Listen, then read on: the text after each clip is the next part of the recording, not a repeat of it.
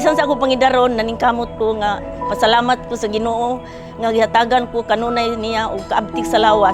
Sa po ko magpasalamat sa ATI kay mao ang siya nagtrain namo ug daghan ko nakatunan. Currently, we have like 62 products out from the coconut and it's intercropping.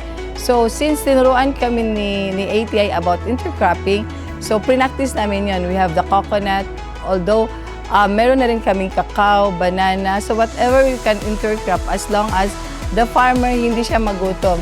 Kana akong mga product, wala pa to'y ang ngan, yung sticker. O karon nga na-appeal ko sa ang go-op.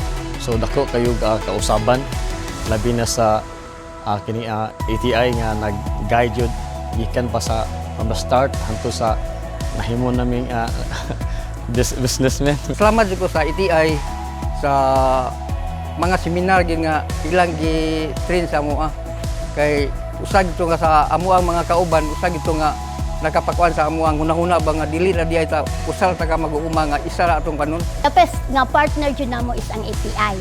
Mao jud ni sila mao mentoring namo nga kanang agency kay tungod sa ATI usa ni nga naghatag namo kanang kaalam makakat-on mi unsaon namo nga paghandle sa among tagsa-tagsa ka kinabuhi. Nga mo improve mi dili lang into knowledgeable kundi maka come up pod mi nga pwede dai mi mo innovate. Pwede din ming muna-una ug lain nga mga produkto para pod dili lang sa kaayuhan sa co-op kundi sa amo ang pamilya.